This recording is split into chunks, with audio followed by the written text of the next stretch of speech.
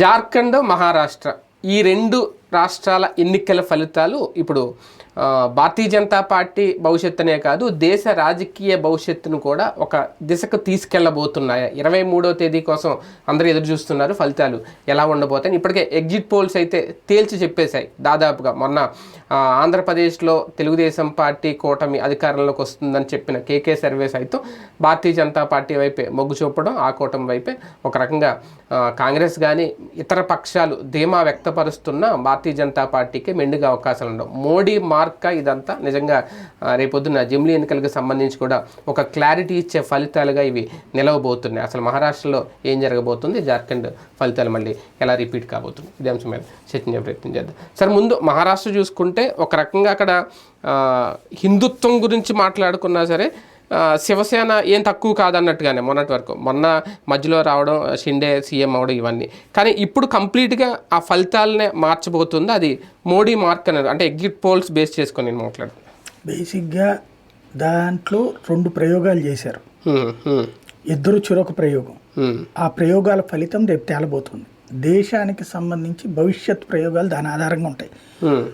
ఒకటి ఐఎన్డిఏ కూటమి triple formula పాటించారు. మరాఠా, మైనారిటీ, మాదిగ సామాజిక వర్గాలు మూడింటిని ఒక చోట కలపడం అన్నటువంటి ప్రయత్నం అక్కడ, తద్వారా గెలవాలన్నటువంటి వాళ్ళు ప్రయత్నించారు. అదే సందర్భంలో కుల విభజన కాకుండా హిందుత్వ అన్నటువంటి దాంతో ఉందామన్నటువంటిది వీళ్ళ ప్రపోజల్. విడిపోతే కలహం జరుగుతుంది, విడిపోతే రక్షణ ఉండదు. అందుకనే కదా అతను మాట్లాడింది, బటేంగే కటేంగే లాంటి పదాలు వాడింది. ఎవరు యోగి ఆదిత్యనాథ్ విడిపోతే నాశనం అవుతాం, కలిసి ఉంటేనే గెలుస్తాం అన్నటువంటి కాన్సెప్ట్ని వాళ్ళు ప్రొజెక్ట్ చేయడం వెనకాల అది కులాలని చీల్చే ప్రయత్నం, ప్రాంతవారీ భావన అన్నటువంటి కాన్సెప్ట్, దాన్ని వీళ్ళు రైట్ చేసుకొచ్చారు. ఈ 2 ప్రయోగాలు ప్రయోగశాలగా మారింది మహారాష్ట్ర ఈ ఎన్నికలు. ఈ ప్రయోగంలో ఎవరు విజయం సాధిస్తారన్న దాని మీద భవిష్యత్ ప్రయోగాలు ఆధారపడి ఉంటాయి వివిధ రాష్ట్రాలు. అంటే గతంతో పోలిస్తే బీజేపీ మహారాష్ట్ర మీద ఈసారి ఎక్కువగా దృష్టి పెట్టిందా? అంటే ఇంతకుముందు పొత్తులు కూటమిలో వెళ్ళినా ఇప్పుడు ఎక్కువ సీట్లు తీసుకోవడం గతంతో పోలిస్తే అట్లేం లేదు. క్రిందటిసారి కూడా 288 సీట్లకు గాను 144 ఇద్దరు. అప్పుడు అంటే అక్కడ ఏమైపోతుందంటే భారతీయ జనతా పార్టీ సింగిల్ గా గెలిచే స్థాయికి లేదు, ఖచ్చితంగా పొత్తులతోనే. అప్పట్లో కుదుర్చుకున్న ఒప్పందం ఏంటంటే 144 స్థానాల్లో పోటీ చేసి, అంతకుముందు ఉద్ధవ్ థాకరే తీసుకొచ్చినటువంటి ప్రతిపాదన ఏంటంటే 2/3 పార్లమెంట్ స్థానాలు మీరు తీసుకోండి, 1/3 అసెంబ్లీ స్థానాలు మీరు తీసుకోండి అనేది అతని ప్రపోజల్. మేము అక్కడ 1/3 తీసుకుంటాం, మీరు ఇక్కడ 1/3 తీసుకోండి అనేది. ఆ ఫార్ములాని బీజేపీ అంగీకరించలేదు. ఎందుకని? ఒకప్పుడు 30 సీట్లు బీజేపీకి శివసేన ఇచ్చింది బాల్దా సాహెబ్ థాకరే ఉన్నప్పుడు. ఏం చేసుకోవాలో తెలియదు వాళ్ళకి. వాళ్ళు ఏం చేసుకోమంటారని 30 అంటే ఇచ్చానుగా తీసుకోండి, అభ్యర్థులను పెట్టుకోండి అని చెప్పాడు ఆయన. దాంట్లో దాదాపు 20-21 మంది గెలిచేశారు. అప్పుడు బీజేపీకి అర్థమైంది ఏంటంటే బాలాసాహెబ్ థాకరే విన్నింగ్ రేట్ ఏమో అప్పుడు 45-50 ఉంటే బీజేపీ విన్నింగ్ రేటు దాదాపు 70-80 ఉంది. అది గ్రహించాక హిందుత్వాన్ని అంగీకరిస్తున్నారు కానీ మొరటతనాన్ని అంగీకరించట్లేదు అని గ్రహించింది. అంటే సాఫ్ట్ హిందుత్వాన్ని అంగీకరిస్తున్నారు కానీ హార్డ్ హిందుత్వాన్ని అంగీకరించట్లేదు, సాఫ్ట్ మరాఠాన్ని అంగీకరిస్తున్నారు కానీ హార్డ్ మరాఠాన్ని అంగీకరించట్లేదు మహారాష్ట్ర ప్రజలను గ్రహించి అప్పటి నుంచి నిదానంగా స్టెప్ బై స్టెప్ ప్లాన్ చేసుకుంటూ వచ్చింది. 30 నుంచి తర్వాత 50, 70, 100 ఇట్లా తీసుకుని చివరికి పొత్తు లేదు అనుకుంటే ఉద్ధవ్ థాకరేతో ఇండివిజువల్గా పోటీ చేస్తే 288 స్థానాలకు గాను అప్పుడు వీళ్ళకి దాదాపు 105 దాకా వచ్చినాయి సొంతగా బీజేపీకి. ఏది ఈ మొన్న 2020 టైంలో కాకుండా 2016 టైంలో 2015లో జరిగినటువంటి ఎన్నికల్లో వచ్చేటప్పటికి త్రిశంకు స్వర్గం అయింది. అప్పుడు వీళ్ళకేమో 70 ఏమో వచ్చినాయి అప్పుడు శివసేన. దాంతో ఇక గత్యంతరం లేని పరిస్థితుల్లో మద్దతు ఇచ్చి డిప్యూటీ సీఎం తీసుకుంది ముందు. ఆ తర్వాత పార్లమెంట్ ఎన్నికలు ఇద్దరు కలిసి పోటీ చేస్తే ఘనమైనటువంటి విజయం సాధ్యమైంది. అయ్యాక ఇదంతా నా వల్లనే అనేటటువంటి ఫీలింగ్తో వచ్చినటువంటి ఉద్ధవ్ థాకరే అంటేను వాళ్ళు చెప్పారు సరే నీ వల్ల అని కాదు, మా ఇంపాక్ట్ మాకని తెలుసు, నీ ఇంపాక్ట్ నువ్వు అనుకుంటున్నావు కదా, ఓ ఛాలెంజ్ పెట్టుకుందాం, ఇద్దరం 50-50 పోటీ చేద్దాం అసెంబ్లీలో, అప్పటికి మాకున్న సీట్లు కూడా నీకు ఇస్తాం, నీకున్న సీట్లు కూడా మాకి, టోటల్గా 144 పోటీ చేద్దాం, ఎవరు ఎక్కువ గెలిస్తే వాళ్ళు సీఎం అన్నారు. వాళ్ళు ఎదురుగుండా సరే అని బయటకు వచ్చి నేనే సీఎం అని చెప్పుకొచ్చాడు.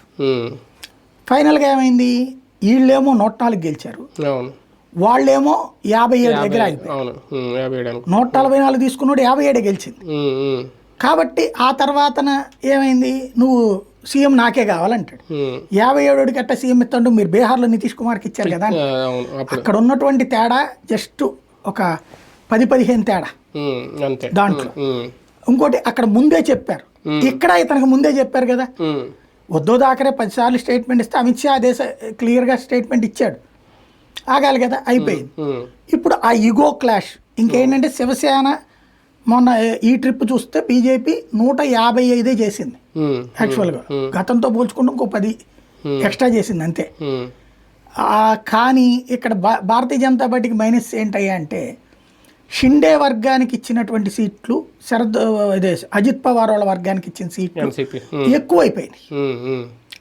అతనికి 55 ఏమో ఇచ్చారు అజిత్ పవార్ వాళ్ళకి, సరిగ్గా చెప్తే 25 ఇవ్వడానికి సరిపడినటువంటి స్థాయిలో ఉంది అతనికి బలం, 25-30. షిండే వర్గానికి 80 దాకా ఇచ్చారు, అతని కెపాసిటీ ఒక 30-40 రేంజ్. అంటే ఆ సామాజిక వర్గ సమీకరణాల లెక్కన, కానీ ఎక్కువ తీసుకున్నారు వాళ్ళు.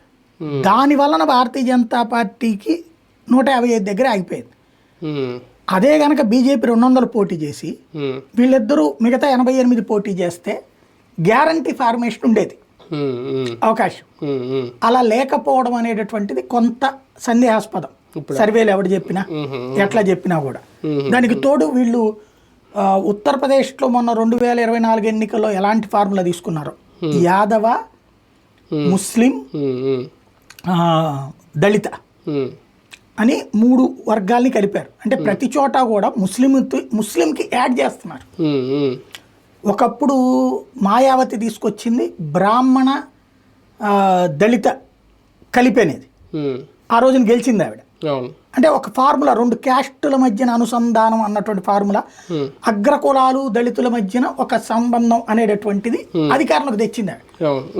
ఇక్కడ వీళ్ళు మొన్న 2000 అంతకుముందు ఎన్నో ప్రయోగాలు చేశారు, ఎన్ని విఫలమయ్యాక మొన్న చేసిన ప్రయోగం ఏంటంటే మైనారిటీ, యాదవ, తర్వాతన వీళ్ళు దళితులు అనేది.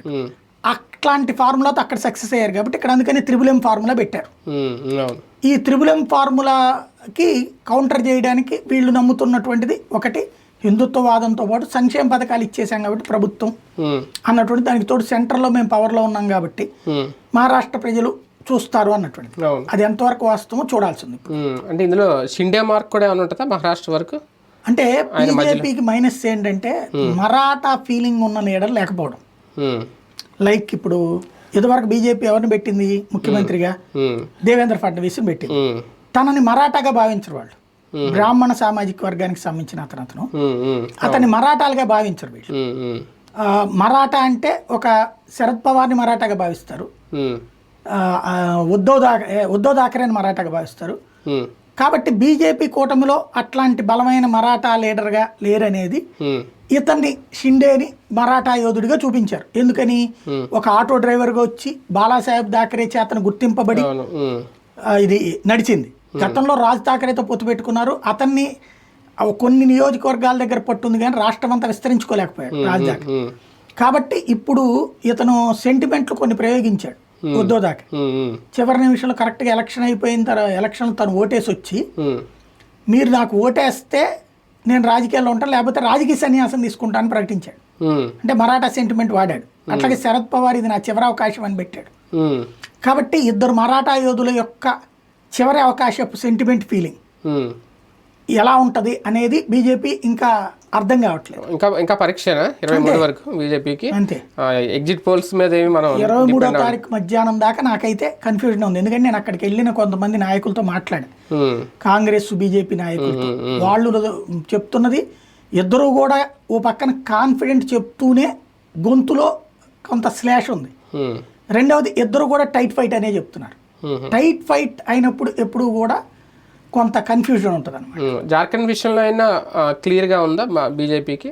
అంటే ఎగ్జిట్ పోల్స్ అక్కడ కూడా పాజిటివ్గా ఉండడం. అవునంటే 4 ఏమో వీళ్ళకి 3 ఏమో ఇదని ఉంది. కాబట్టి చూడాలి. జార్ఖండ్ వాస్తవంగా అయితే గనక అతని మీదన సోరెన్ మీద తీవ్ర వ్యతిరేకత ఉంది. కానీ అవినీతి అన్నటువంటి కాన్సెప్ట్ని బీజేపీ అతన్ని అరెస్ట్ చేయడం లెక్క ప్రకారం తనే గనులు అంటే గనుల శాఖ మంత్రి తనే, పర్యావరణ శాఖ మంత్రి తనే, అటవీ శాఖ మంత్రి తనే తన భార్యకి తనకి తన బంధువులకి గనులు కేటాయించేసుకున్నాడు. మళ్ళీ దానికి పర్యావరణ క్లియరెన్స్ తనే ఇచ్చేసుకున్నాడు, అటవీ క్లియరెన్స్ తనే ఇచ్చేసుకున్నాడు. డబ్బులు వచ్చేసినాయి లీజులకి ఇచ్చుకుని. వీళ్ళు ఏం లేదు గనులేమి వీళ్ళు వెళ్ళేది అవరవు, ఎవరికో లీజుకి ఇచ్చేస్తారు ఇలా పేరుతో పెట్టేసుకుని. వాళ్ళు లీజుకి తీసుకుని డబ్బులు వీళ్ళకి ఇచ్చేస్తుంటాడు, 20% 30% మాట. ఆ విధంగా ఒక బల్క్ అమౌంట్ ఫిక్స్ చేసుకున్నాడని అరెస్ట్ అయింది. కానీ అవినీతిని అక్కడ ప్రజలు సీరియస్గా తీసుకోరడానికి సాక్ష్యమే ఈ సోరెన్. ఎందుకు ఇలా నాన్న శిబు సోరెన్ జార్ఖండ్ ముక్తి మోర్చా ముడుపుల కేసు పివి నరసింహారావు టైంలో అరెస్ట్ అయింది ఆయనే కదా. మరి అయినా కూడా ఆ జేఎంఎంనే మళ్ళీ మొన్న అధికారంలోకి తీసుకొచ్చారు కదా. అంటే ఆ ప్రాంతానికి సంబంధించి పట్టున్నటువంటి చోట వీళ్ళ అవినీతిని లైట్ తీసుకుంటారు వాళ్ళు. మేబీ ఓటర్లకు డబ్బులు పంచడం వల్ల కావచ్చు, లేదా అవినీతి పెద్ద ఎవడు చేయలే అనుకుంటున్నారో తెలియదు, మా కులమే ముఖ్యం అనుకుంటారో తెలియదు. సంతాల్ తెగకి సంబంధించినటువంటి వాళ్ళు ఉన్న చోటన వీళ్ళకి మంచి పట్టుంది. అయితే బీజేపీకి ఉన్న పాజిటివ్ సిగ్నల్ ఏంటంటే ద్రౌపది ముర్ము ఆవిడ వచ్చిన తర్వాత గిరిజన ప్రాంతాల వాస్తవంగా మన అన్ని సర్వేలు ఛత్తీస్గఢ్ ఓడిపోతుంది అన్నప్పుడు కూడా ఛత్తీస్గఢ్లో ఘన విజయం సాధించింది. ఎందుకంటే ద్రౌపది ముర్ముని అధ్యక్షురాలిని చేయడం వల్ల గిరిజన తెగలు అంటే తెగలకి సంబంధించినటువంటి వాళ్ళందరూ కూడా ద్రౌపది ముర్ముని ఆదర్శంగా తీసుకుంటున్నారు. ఆమెను ఆ పొజిషన్లో కూర్చోబెట్టడాన్ని స్పెషల్గా చూస్తున్నారు. కాబట్టి ఆ రూట్లో నుంచి ఏమన్నా బీజేపీ ఎక్స్పెక్ట్ చేస్తుంది. అందులో తను కూడా ఈ సంతాల్కి సంబంధించినటువంటి పాయింట్ ఆఫ్ వ్యూలో బాగా మమేకమై ఉన్నటువంటి మనిషి కావడంతో ఆ రూట్లో చూస్తున్నారు. అయితే ఆ ముక్క చెప్పుకోలేరు అక్కడ రాష్ట్రపతి కూడా ఇట్లాగనేది. కానీ మౌత్ పబ్లిసిటీ చేసుకుంటారు కదా గ్రౌండ్ లెవెల్లో, ఆ ఇంపాక్ట్తో గెలవాలి అక్కడ. ఇంకొకటి ఏంటంటే బీజేపీ అక్కడ స్ట్రాంగ్గా ఉంది, కాంగ్రెస్ వీళ్ళు కొట్టుకు సావడం కొంత, దాని వలన కొంత అవకాశాలు ఉన్నాయి అక్కడ. ఒకవేళ సానుకూలంగా ఫలితాలు వస్తే భారతీయ జనతా పార్టీకి 2 రాష్ట్రాల్లో కూడా రేపు 23న జమిలీ ఎన్నికలకు సంబంధించి ఒక ఫుల్ క్లారిటీ ఇచ్చే అవకాశం ఉంటుంది తర్వాత. దీని మీద ఈ ఫలితాల మీద అది డిపెండ్ అయ్యి ఉందా? మహారాష్ట్ర ఎన్నికల్లో గెలిచి బీహార్ ఎన్నికల్లో గెలిస్తే అంటే మన దేశాన్ని ప్రభావితం చేసే రాష్ట్రాలు గతంలో 5 ఉండే. గతంలో 85 స్థానాలతో ఉత్తరప్రదేశ్ 85, 84 ఉండే, అప్పుడు తక్కువ ఉండే. ఇప్పుడు 80. అప్పుడు ఉత్తరాఖండ్ తీలిపోవడం వల్ల అటు పోయినాయి కొన్ని సీట్లు. అప్పుడు 84, ఇప్పుడు కూడా 80 కదా ఇవాళ కూడా. ఉత్తరప్రదేశ్ నెంబర్ 1 హైయెస్ట్ 84 సీట్లు దాకా ఉన్నాయన్నమాట. రెండవది వచ్చేటప్పటికి అప్పుడు బీహార్, ఇప్పుడు ఉన్నటువంటి జార్ఖండ్తో కూడా కలిపిన బీహార్, అప్పుడు 54 సీట్లు రెండవది. తర్వాతన మన బెంగాల్ ఒకటి 42 సీట్ల దాకా ఉన్నట్టుంది. ఇట్లాగా మన ఆంధ్రప్రదేశ్ 40. బీజేపీ ఉన్న సీట్లు చెప్తున్నారు. కాదు టోటల్గా దేశంలో జాతీయ ప్రభుత్వం ఏది అధికారంలోకి రావాలన్నటువంటిది ప్రభావితం చేసే 5 రాష్ట్రాలు. ఎవడో ఈ రాష్ట్రాలు వచ్చే రిజల్ట్స్ మీద దేశ రాజకీయాలు మారినాయి. ఉత్తరప్రదేశ్, మహారాష్ట్ర, బీహారు, పశ్చిమ బెంగాల్, ఆంధ్రప్రదేశ్, ఉమ్మడి ఆంధ్రప్రదేశ్. అప్పుడు ఈ 5 రాష్ట్రాలు వచ్చే రిజల్ట్స్ యునైటెడ్ ఫ్రంట్లు పుట్టడానికి కారణమైంది, నేషనల్ ఫ్రంట్లు పుట్టడానికి కారణమైంది, ఎన్డీఏ వాజ్పేయి రావడానికి కారణమైంది, యూపీఏ రావడానికి కారణమైంది. ఇట్లాగా అక్కడ వచ్చే సీట్ల మీద డిపెండ్ అయ్యి ఉంటుంది. అయితే ఇప్పుడు ఆ ప్రభావంలో మారిపోయినాయి పరిస్థితులు. ఆంధ్రప్రదేశ్ విడిపోవడంతో ఇన్ఫ్లుయెన్స్ లేదు ఇప్పుడు. ఇక ఉత్తరప్రదేశ్, బీహారు, మహారాష్ట్ర ఈ 3 ఇప్పుడు ప్రభావిత శక్తులు. ఇప్పుడు ఈ 3 కూడా బీజేపీ అధికారంలో ఉంది. బీజేపీ కూటమిగా 2 మహారాష్ట్ర ఇదే బీహార్ కానీ మహారాష్ట్ర కానీ స్వయంగా బీజేపీ కానీ ఉత్తరప్రదేశ్లో. ఇప్పుడు ఈ ఎన్నికల్లో బీజేపీ గెలిచిందనుకోండి, రేపు బీహార్ మీద సీరియస్ కాన్సన్ట్రేట్ చేస్తే ఈ 2 గెలిచేసిందంటే జమిలీ ఎన్నికలు 2027లో ఉండకపోవచ్చు. గెలిచేస్తే ఉండదు. అదేంటి గెలిచిందంటే కనుక ఇక తర్వాత ఉత్తరప్రదేశ్కి ఇదే ధైర్యంతో ఉంటారు కదా, మేము గెలుస్తామనే ధైర్యంతో ఉంటారు కదా. అదే ఓడిందనుకోండి ఉత్తరప్రదేశ్ ఎలక్షన్ల దగ్గరికి భయం వస్తుంది. అప్పుడు ఏం చేస్తారు వీళ్ళు, ఉట్టి స్టేట్ ఫేస్తో వెళ్ళలేరు అప్పుడు. మోడీ ఫేసు, జాతీయ ఫేసు అన్ని కలిపి చూపెట్టుకుంటారు. అంటే బీజేపీ పాలిత రాష్ట్రాలు ఎక్కువ ఉంటేనే కదా రేపు పొద్దున్న జమినీకి వెళ్ళడానికి వ్యతిరేకత అనేది ఉండదు కదా, ఈజీగా వెళ్ళిపోవచ్చు కదా. తగ్గితే ఎలా? వాళ్ళకి ఏం ప్రాబ్లం లేదు. అదేలే, సగం రాష్ట్రాలంటే 15 కావాలా, 15 ఆల్రెడీ ఇవాళకి 20 ఉన్నాయి. ఇవాళ ఉడిపోతే ఉంటాయి, అదేం ప్రాబ్లం లేదు. ఓన్లీ ఫ్యూచర్ లెక్క చూసుకున్నప్పుడు బీజేపీ మహారాష్ట్ర, బీహార్ గెలిచింది అనుకోండి, ఉత్తరప్రదేశ్ మీదన ఇది పెట్టుకోదు. అంటే గెలవాలనే పెట్టుకుంటది, వ్యూహాలు వెళ్తాయి. కానీ జమిలీ ఎలక్షన్లో ఉత్తరప్రదేశ్తో పోదు అంటే నా అంచనా. ఒకవేళ ఈ రెండిట్లో ఓడిందంటే ఉత్తరప్రదేశ్ ఎలక్షన్లు దానికి జీవదానం, ఇక అటో ఇటో తేల్చుకోవాల్సిన పరిస్థితి. ఉత్తరప్రదేశ్లో వాస్తవంగా మొదటిసారి ఓటింగ్ పర్సంటేజ్ బీజేపీకి పెరిగింది, కానీ మిగతా వాళ్ళ పోలరైజేషన్ అనేది బీజేపీ దెబ్బతీసింది. అక్కడ ఓటింగ్ పర్సంటేజ్ పరంగా బాగానే ఉంది, అక్కడ తక్కువే కోల్పోయింది. అది 1% ఎంత కోల్పోయింది అంతే. బీజేపీ ఓట్లు బీజేపీకి వచ్చినాయి. మిగతా కాంగ్రెస్ సమాజ్వాదీ పార్టీ జట్టు కట్టడం, బీఎస్పీ ఓట్లు కూడా సమాజ్వాదీ వైపుకి వెళ్ళిపోవడం దెబ్బతీసింది. అంతకుముందు బీఎస్పీ ఓట్లు చీల్చేది, అది చీల్చిన ఓట్ల కారణంగా వీళ్ళు గెలుస్తుండేవాళ్ళు. మొన్నటిసారి బీఎస్పీకి సంబంధించిన ఎస్సీ ఎస్టీ ఓట్లు కూడా వెళ్ళి అటు పడిపోయినాయి కాంగ్రెస్కి. కాబట్టి అదంతటిని చూసుకుని మళ్ళీ సెటరేట్ చేసుకోవాలంటే ఈ రెండు గెలవాలి. ఈ రెండు గెలిచినప్పుడు దీని ఇంపాక్ట్ బీహార్ మీద, అదే ఉత్తరప్రదేశ్ మీద ఉంటుంది. అది గెలిచేసేటటువంటి అవకాశం ఎక్కువ ఉంటుంది. అప్పుడు ప్రాబ్లం లేదు ఇక జాతీయ ఎన్నికలకి. అప్పుడు 29లోనే పెట్టుకున్న నష్టం లేదు జమిలీ ఎన్నికలు, మామూలు ఎన్నికలు. కానీ ఈ రెండు పోయిందంటే కనుక జమిలీ ఎన్నికలు పెట్టేటటువంటి అవకాశం ఉంటుంది అనుకుంటా, నా అంచనా అయితే. గెలిచినా ఓడినా ఒక క్లారిటీ అయితే అప్పుడు వస్తుంది జమిలీ ఎన్నికలకు సంబంధించి.